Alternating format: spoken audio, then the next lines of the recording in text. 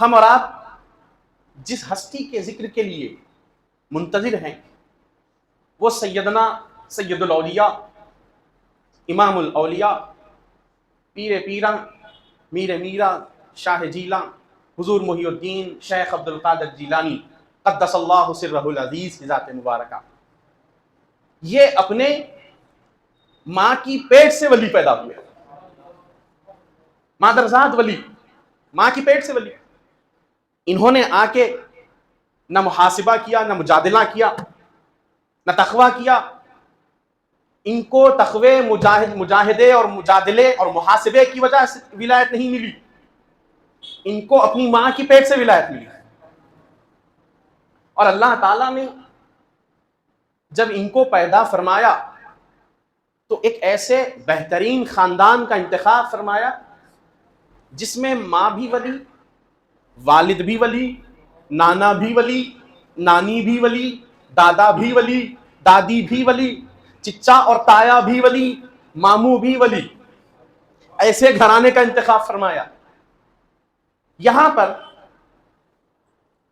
ایک بات میں آپ سے عرض کروں کہ سرکار پیران پیر کو پیران پیر کیوں کہا جاتا ہے، یعنی پیروں کا پیر۔ ہم کچھ ایسے ٹرمز ان کے لیے استعمال کرتے ہیں جیسے غوث الاعظم، ان کا نام غوث الاعظم نہیں ہے، یہ ان کا ٹائٹل ہے غوث الاعظم۔ ان کا نام تو عبد القادر الگیلانی یا الجیلانی۔ آپ کی ولادت باسعادت 470 ہجری 1 رمضان کو ایران کے ایک قبے جس کا نام گیلان ہے یا جیلان ہماری ٹرمینالوجی میں کہیں، وہاں پر ہوئی۔ آپ کی ولادت سے پہلے جب آپ کے والدین کا نکاح نہیں ہوا تھا، آپ کے والد ماجد جن کا نام حضرت عبداللہ سومئی بتایا گیا ہے، وہ ایک ایسے متقی اور پرہیزگار شخصیت تھے کہ آپ کہیں سے گزر رہے تھے تو آپ نے دریا کو دیکھا تو اس میں وضو بنانے لگے۔ بہت زوروں کی بھوک لگی تھی، عبادت کی نیت ہوئی تو انہوں نے کہا کہ سوچا کہ وضو بنا لیا جائے۔ وضو بنا ہی رہے تھے کہ دیکھا کہ دریا میں سے ایک سیب بہہ کے آ رہا ہے، تو انہوں نے سوچا کہ بہہ کے آ رہا ہے کیوں نہ کھا لیا جائے۔ انہوں نے ہاتھ ڈالا اور اس سیب کو اٹھایا اور اللہ کا نام لے کے کھا گئے۔ جب سیب کھا لیا کچھ دیر کے بعد خیال آیا کہ اگرچہ کہ یہ بہہ کے جا رہا تھا تو کسی باغ کا حصہ، ایسے ہی ہوا سے تو نہیں گر گیا ہوگا، کسی نہ کسی کے باغ سے گرا ہوگا۔ تو جس سمت سے وہ بہہ کے آیا آپ رضی اللہ تعالیٰ عنہ اسی طرف نکل گئے، دیکھیں کہیں سے گر کے آ رہا، کدھر جھاڑ ہے سیب کے، کہاں سے گرا ہوگا، اب اس کی تلاش میں نکل گئے۔ آگے بڑھے تو ایک سیب کا باغ نظر آیا، وہاں پہ جن کا باغ تھا ان سے ملاقات آپ نے کی اور سلام عرض کیا، اور جو باغ کے مالی تھے وہ بھی اللہ کے ولی صاحب نظر۔ اب ان کی نظر ان پر پڑی تو سمجھ گئے کہ کوئی معمولی ہستی نہیں ہے۔ پوچھا آنے کا مقصد کیا ہے؟ کہا حضرت آپ کے باغ سے ایک سیب ٹوٹ کر دریا میں بہہ کے جا رہا تھا اور میں وضو بنا رہا تھا تو مجھے بہت بھوک لگی تو میں نے وہ سیب کھا لیا، اب اس کا کیا ہرجانہ ہوگا؟ تو آپ نے سرتا باقدم 3 مرتبہ اس نوجوان کو دیکھا، دیکھ کر فرمایا، چونکہ اللہ والے تھے، یاد رہے ہم اور آپ کی نظر چہروں پہ ہوتی ہے، اللہ والوں کی نظر دلوں پہ ہوتی ہے، وہ نیتوں کو جان لیتے ہیں، اللہ تعالیٰ ان کو ایسے درجے پہ فائز کرتا ہے۔ تو انہوں نے دیکھ کر کہا کہ 12 سال خدمت کرنا ہوگا۔ حضرت 12 سال؟ کہا ہاں، تم نے سیب اپنی مرضی سے کھایا، اب اس کا ہرجانہ میری مرضی سے بھگتو گے۔ کہا اللہ کی طرف، آسمان کی طرف دیکھا اور دیکھ کر کہا ٹھیک ہے، اگر آپ کی یہی مرضی ہے تو میں باغیچے کی خدمت کر لیتا ہوں۔ 12 سال تک باغیچے کی خدمت کی۔ جب 12 سال کی تکمیل ہوئی تو باغ کے مالی نے، باغ کے اونر نے آواز لگائی، وہ دوڑے چلے آئے، کہا تمہاری مدت پوری ہو گئی ہے، ایک کام کرو، باغیچے میں سب سے اچھا درخت کون سا ہے؟ اور سب سے اچھے درخت پہ سب سے اچھا پھل یعنی سیب کون سا ہے وہ توڑ کے لے کے آؤ. تو آپ کا جواب سنیے گا. انہوں نے کہا حضرت آپ نے مجھے باغ کی خدمت کے لیے رکھا تھا, باغ کی خدمت کے لیے رکھا تھا. 12 سالوں میں نے کبھی آنکھ اٹھا کر سیبوں کی طرف نہیں دیکھا. مجھے معلوم ہی نہیں کہ کون سا سیب اچھا ہے, کون سا جھاڑ اچھا ہے, میں تو بس خدمت ہی کرتا رہا. تو آپ نے پھر نظر بھر کے دیکھ کر فرمایا کہ تمہاری سزا ایک شرط ماننے کے بعد پوری ہو جائے گی. کہا اب کیا ہے؟ کہا کہ ایک لڑکی ہے, میری لڑکی ہے, نہ دیکھ سکتی ہے, نہ بول سکتی ہے, نہ سن سکتی ہے, وہ لنگڑی بھی ہے, اس سے نکاح کرنا پڑے گا چونکہ آپ کا نکاح نہیں ہوا تھا. تو انہوں نے کہا کہ ٹھیک ہے, اگر یہی میری سزا ہے تو میں کرنے کے لیے تیار ہوں. میں ویسے بھی تکمیل سنت کے لیے نکاح کرنا ہی تو ہے, تو میں نکاح کر لوں گا. تو انہوں نے نکاح پڑھا دیا دونوں کا. جب نکاح ہوا اندر کمرے میں گئے اور جب دیکھا تو نہایت ہی خوبصورت, نہایت ہی جمیل, نہایت ہی حسین لڑکی ان کے کمرے میں موجود ہے. بھاگ کے باہر نکل گئے. غلطی سے ایک سیب کھا لیا تھا, 12 سال کی سزا کاٹ کے آیا. اب اگر غلطی سے کوئی دوسری لڑکی کے پاس آ جاؤں تو نہ جانے کتنی بڑی سزا مل جائے گی. یہ کہہ کے وہ باہر نکلے اور لڑکی کے والد کے پاس جا کر کہنے لگے کہ سرکار آپ نے کہا کہ وہ لڑکی دکھنے میں اچھی نہیں ہے, اس کی آنکھیں جو ہے وہ دیکھ نہیں سکتی, وہ بول نہیں سکتی, وہ سن نہیں سکتی, وہ لنگڑی ہے, لیکن باصلاحیت اور سلامت لڑکی اندر بیٹھی ہوئی ہے. تو انہوں نے فرمایا کہ تم بالکل صحیح کہہ رہے ہو اور میں نے بھی غلط نہیں کہا ہے. تم بھی صحیح کہہ رہے ہو, میں نے بھی غلط نہیں کہا. سرکار میں کچھ سمجھا نہیں. کہا وہ میری ہی لڑکی ہے, جس سے تمہارا نکاح کیا وہ میری ہی لڑکی ہے, جس کے کمرے میں تم گئے وہ میری ہی لڑکی ہے, تم صحیح کمرے میں گئے. تو سرکار آپ نے ایسا کیوں کہا؟ تو فرمایا کہ میری لڑکی کو میں نے اندھی اس لیے کہا کہ وہ اتنی متقی اور پرہیزگار ہے کہ اس نے پوری زندگی میں کسی غیر مرد کو نہیں دیکھا. میں نے بہری اس لیے کہا کہ کبھی پوری زندگی میں اس نے نامحرم کی آواز نہیں سنی. میں نے گونگی اس لیے کہا کہ اس کی آواز کسی نامحرم نے آج تک نہیں سنی. لنگڑی اس لیے کہا کہ اس نے اپنے پیروں سے چل کر کسی غیر کی طرف یہ کبھی گئی نہیں, اس لیے میں نے اس کو لنگڑی کہا. عزیزان ملت اسلامیہ توجہ فرمائیں, غور فرمائیں کہ تقوی کا عالم لوگوں کا کیا ہوا کرتا تھا. والد اتنا متقی کہ ایک سیب کو, بہتے ہوئے سیب کو, چوری کیے ہوئے سیب کو نہیں, لوٹے ہوئے سیب کو نہیں, چھینے ہوئے سیب کو نہیں, بہتے ہوئے سیب کو اٹھا کے کھا لیا. تو خیال آیا کہ کسی کا ہوگا, اس کے بدلے 12 سال کی باغ کی خدمت کی. تقوی کا عالم دیکھیے اور ماں کے تقوی کا عالم دیکھیے کہ زندگی میں نہ غیر مرد کو دیکھا, نہ کسی غیر کی آواز سنی, نہ کسی غیر سے بات کی. جب یہ دو متقی ارواح کا ملن ہوا, اللہ تعالیٰ نے ایسے دو نفوس قدسیہ کو جب ملایا تو ان کے بدن سے ایک ایسی نورانی ہستی کا وجود عمل میں آیا جس کو دنیا غوث اعظم کے نام سے جانتی ہے. سرکار پیران پیر ان دو شخصیات کی نسل سے ہے. ایسے متقی اور پرہیزگار لوگوں کے پاس اللہ تعالیٰ نے ان کو پیدا فرمایا. پھر عزیزان ملت اسلامیہ, آپ جیلان میں پیدا ہوئے. جب آپ نے بہت سے واقعات, لوگ اکثر ان کی صرف کرامتیں ہی بیان کرتے ہیں اور کرامتوں ہی سے ان کو پیش کرتے ہیں, لیکن یاد رہے ولی کا کرامت سے مقام نہیں ہے. اللہ کا جو ولی ہے اس کا مقام کرامتوں کی وجہ سے نہیں ہے. اللہ کے ولی کا مقام اس لیے بلند ہے کیونکہ وہ اللہ کا دوست ہے. اور غوث اعظم کی سب سے بڑی شان یہ ہے کہ وہ اللہ کے ولی بھی ہیں, رسول اللہ کی آل بھی ہیں. صرف کرامتوں ہی سے غوث اعظم کو پیش کیا گیا ہے کہ غوث اعظم نے ایسا کر دیا تو ویسا ہو گیا, ویسا کر دیا تو ایسا ہو گیا. لیکن غوث اعظم کی سیرت مبارکہ سے ہم کب آشنا ہوں گے؟ حضرت پیران پیر ابھی 12 سال کی عمر ہے. کتنی؟ 12 سال. ہمارے نوجوان 20-22 سال کے بھی ہو جائیں تو یہ ان کے اندر علم کی طلب ایسی نہیں ہو سکتی. 12 سال کی عمر میں ابتدائی تعلیم انہوں نے اپنے ہی علاقے میں حاصل کی, اساتذہ اکرام کو تلاش کیا بچپن ہی میں. جب 12 سال کی عمر ہوئی تو اپنی والدہ سے کہنے لگے, اماں مجھے حصول علم کے لیے, حصول علم کے لیے جیلان سے بغداد جانے کی اجازت دو. 12 سال کی عمر میں 12 سال کی عمر میں علم حاصل کرنے کا یہ جذبہ کہ اپنی ماں سے اجازت مانگ رہے ہیں کہ مجھے اجازت دو.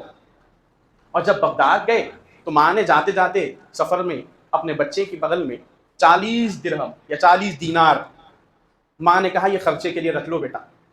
لیکن اے عبد القادر جاتے جاتے ایک بات یاد رکھو کہ زندگی میں چاہے کتنی ہی مشکل کیوں نہ ہو جائے ہمیشہ سچ بولنا. ماں کی نصیحت تھی ہمیشہ سچ بولنا. آپ کو معلوم ہے وہ واقعہ کہ سرکار عبد القادر جیلانی قطب ربانی جب نکلے قافلے کے ساتھ ماں نے الوداع کہا اور جب رستے میں پہنچے تو ڈاکوؤں نے ان کے قافلے کو لوٹ لیا. اب ڈاکوؤں کی نظر چھوٹے بچے پر پڑی 12 سال کے. ایک نے کہا کہ بچوں کے پاس کچھ نہیں ہوتا اس کو چھوڑ دو. اس نے کہا نہیں جا کے پوچھ لیتے ہیں فارمیلٹی کمپلیٹ ہو جائے گی ورنہ سردار گالیاں دے گا مارے گا ڈانٹے گا. غوث الاعظم کے پاس ایک ڈاکو آیا آ کے کہنے لگا کہ تمہارے پاس بھی کچھ ہے. تو سرکار عبد القادر جیلانی نے اپنا ہاتھ اٹھا کر فرمایا کہ میری بغل میں 40 دینار ہے. وہ کھڑا ہو گیا حیرت زدہ ہو گیا کہ ہم تمہیں لوٹنے آئے ہیں اس کے باوجود کہ ہم تو صرف پوچھنے آئے تھے ہم تمہاری تلاشی لینے نہیں آئے تھے. اگر تم چپ رہتے تو تمہارے 40 دینار بچ جاتے. تم نے ایسا کیوں کیا؟ اب ان کا ہاتھ پکڑ کے سردار کے پاس لے گئے. کہا سردار یہ بچہ تھوڑا عجیب نظر آ رہا ہے. جب ہم نے اس سے پوچھا کہ عام طور پہ ہم بچوں سے نہیں پوچھتے لیکن یہ بچہ ہمیں تھوڑا انوکھا دکھا تو ہم نے اس سے پوچھ لیا کہ تمہارے پاس بھی کچھ ہے. تو اس نے سچ سچ کہہ دیا. پیر عبد القادر گیلانی نے کہا کہ میرے پاس 40 دینار ہیں میری ماں نے میرے خرچے کے لیے دیے ہیں. تو ڈاکوؤں کے سردار نے کہا دیکھو تو صحیح کہ بات بچے مذاق سے بول دیتے ہیں بچوں کی بات کا کیا اعتبار ہے. ان کی بغل اٹھا کر دیکھ لو کہ واقعی میں سیے ہوئے ہیں یا نہیں. دیکھا گیا تو صحیح میں پیسے نکل گئے 40 دینار. وہ حیرت زدہ ہو گیا اس کی آنکھوں سے آنسو جاری ہو گئے. وہ پریشان ہو گیا کہ ایک معمولی بچے نے معمولی بچہ وہ سمجھ رہا تھا لیکن یہ بچہ معمولی نہیں تھا کہ ایک معصوم بچے نے اتنا سچ کیوں کہا جبکہ اس کی جان پہ بات آ گئی ہے. اس کے باوجود بھی اس نے سچ کہا. ان سے پوچھا گیا کہ بیٹے تم نے سچ کیوں کہا جبکہ تم خاموش رہتے تو تمہارے 40 دینار بچ جاتے. تو انہوں نے فرمایا کہ میری ماں کا وعدہ ہے میں نے اپنی ماں سے وعدہ لیا ہے کہ ماں جب بھی بولوں گا سچ بولوں گا. تو ڈاکوں کا جو سردار تھا زارو خطار رونے لگا کہنے لگا اے میرے ساتھیوں توبہ کرو اپنے اعمال سے. ایک بچہ 12 سال کا اپنی ماں کے وعدے کو نہیں توڑ رہا ہے اور ہم اتنے بڑے ہو کر اللہ کے وعدوں کو توڑ رہے ہیں. 12 سال کی عمر میں ساری کی ساری ڈاکوؤں کی جماعت حضرت پیران پیر کے ہاتھ پر تائب ہوئی اور انہوں نے توبہ کی. عزیزان ملت اسلامیہ غوث اعظم ان کو غوث اعظم کیوں کہا جاتا ہے میں آخری میں عرض کر کے اپنی بات کو ختم کر دوں گا انشاءاللہ. جب سرکار پیران پیر بڑے ہوئے جوان ہوئے تو آپ کے قدم قدم پر اللہ تعالیٰ نے کرامتوں کا اظہار فرمایا. قدم قدم پہ کرامتوں کا اظہار ہوا. یہ اور بات ہے کہ پیران پیر کو کرامتوں سے بلندی نہیں ملی پیران پیر کو نگاہ مصطفیٰ سے بلندی ملی. 40 سال تک پیران پیر نے واعظ و نصیحت فرمائی درس و تدریس فرمائی.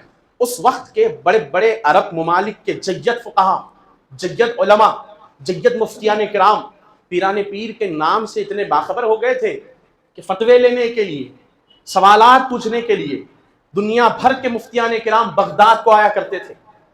اور زیارت کر لینے سے ہی ان کو اللہ تعالیٰ پیران پیر کی جب وہ زیارت کر لیتے تھے تو اللہ تبارک و تعالیٰ ان کے چہرے مبارک کے وسیلے سے ان علماء کرام کے سینوں کو منور فرما دیا کرتا تھا. اور جب وہ سوالات لے کر آتے تھے علماء لکھتے ہیں کہ سوال کرنے کی دیر ہی نہیں تھی پیران پیر سوال کرنے سے پہلے ہی جواب ارشاد فرما دیتے تھے. عزیزان ملت اسلام 40 سال تک یہ سلسلہ جاری رہا. جب 40 سال کے بعد کیونکہ آپ فارسی ارشاد فرماتے تھے فارسی میں واعظ و نصیحت فرماتے تھے تو اب چونکہ عرب لوگ بھی آپ کو سننے کے لیے آنا شروع کرنے لگے تو آپ نے اپنا واعظ و نصیحت کا سلسلہ روک دیا کہ میں تو اجمی ہوں اور عربی لوگ مجھے سننے کے لیے آ رہے ہیں. بس اتنا خیال کر کے آپ نے واعظ جس دن روکا اسی شب خواب میں نہیں بیداری میں آقائے دو جہاں کا دیدار ہوا. حضور فرمانے لگے عبد القادر یہ سلسلہ تم نے روکا کیوں؟ تو کہا یا رسول اللہ عرض کرنے لگے یا رسول اللہ عربی لوگ بھی مجھے سننے کے لیے آ رہے ہیں میں تو اجمی ہوں. تو حضور پاک نے اپنا لعاب دہن سرکار پیران پیر کے منہ میں ڈالا. سرکار پیران پیر کے منہ میں اپنا لعاب دہن ڈالا اور سرکار نے مشرف فرما کر اعزاز بخش کے سرکار چلے گئے. کچھ دیر گزری، سرکار مولا کائنات تشریف لائے. مولا علی کی چہرہ منورہ کا دیدار ہوا پیرانے پیر کو. پھر انہوں نے کہا کہ عبد القادر سلسلے کو روکا کیوں؟ عرض کرنے لگے سرکار وہ عربی ہیں میں عجمی ہوں. تو مولا کائنات نے اپنا لعاب دہن ان کے منہ میں ڈال دیا.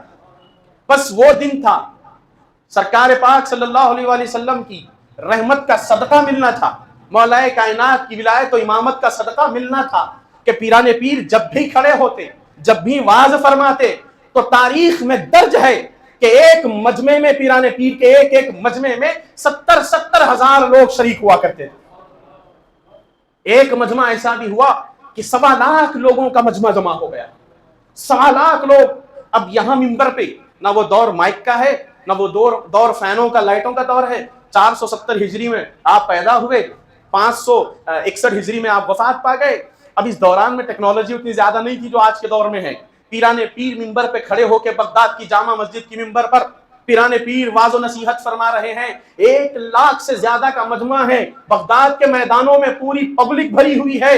لوگ لکھتے ہیں، علماء کرام لکھتے ہیں کہ سامنے والا پیرانے پیر کو جیسے سن رہا تھا، 1 لاکھ مجمع میں جو آخر میں بیٹھا ہوا تھا وہ بھی ویسے ہی سن رہا تھا. اللہ تعالیٰ نے عبد القادر جیلانی کو رتبہ عطا فرمایا. عزیزان ملت اسلامیہ، یہی نہیں، ایک عورت جو بانجھ تھی، جس کو اولاد سالوں سے نہیں ہو رہی تھی، اس نے عبد القادر جیلانی کا نام سنا ہے. اور سن کر لوگوں نے اس سے کہا کہ تم طبیبوں کو بتا چکی ہو، حکیموں کو بتا چکی ہو، اب ایک در تمہیں ایسا بتلاتے ہیں جہاں طبیبوں کا بھی بس نہیں چلتا، حکیموں کی حکیمی کا بھی بس نہیں چلتا. جاؤ عبد القادر سکھ کے پاس چلے جاؤ، وہ دعا کر دیں گے تو ضرور اللہ تمہاری مراد سن لے گا. وہ دوڑی گئیں کیونکہ پریشان ہو چکی تھی، خودکشی کرنے والی تھی، آخری چارہ تھا، چلو کوشش ہی کر لیتے ہیں، یہ سوچ کر چلی گئی. جہاں کی عرض کرنے لگی سرکار ساس تانے دیتی ہے، ننند تانے دیتی ہے، گھر والے تانے دیتے ہیں، اہل محلہ تانے دیتے ہیں، میرے خاندان والے تمام لوگ مجھے تانے دیتے ہیں، یہ بانجھ ہے، یہ بچہ پیدا نہیں کر سکتی، اس کو بچہ نہیں ہو سکتا. عزیزان ملت اسلامیہ، پیرانے پیر کی آنکھوں میں آنسو آ گئے. سرکار پیرانے پیر نے آسمانوں کی طرف ہاتھ اٹھایا، بس دعا ہی کرنے والے تھے کہ حضرت خضر تشریف لائے. حضرت خضر تشریف لائے اور پیرانے پیر کا دامن پکڑا اور کہنے لگے آپ دعا مت فرمائیں، آپ دعا مت فرمائیں، میں لوح و قلم میں دیکھ رہا ہوں اس کی قسمت میں اولاد نہیں ہے، آپ دعا مت فرمائیں. عزیزان ملت اسلامیہ، بس یہ کہنا تھا، وہ اور رو پڑی، اتنا رونے لگی کہ غش طاری ہو گیا. سرکار پیرانے پیر چونکہ رحمت للعالمین کے نواسے ہیں، رحمت للعالمین کے نواسے ہیں، ہاتھ اٹھا کے کہتے ہیں اے اللہ میں عبد القادر تجھ سے سوال کرتا ہوں، میری دعا کی برکت سے اگرچہ کہ اس کی قسمت میں اولاد نہیں ہے، اسے اولاد نصیب فرما. علماء لکھتے ہیں 1 سال نہیں گزرا وہ بیٹے کو لے کر غوث پاک کی بارگاہ میں آ گئی. 1 سال نہیں گزرا بیٹا لے کر غوث اعظم کی بارگاہ میں آ گئی اور عرض کرنے لگی سرکار آپ کی دعاؤں کا نتیجہ ہے.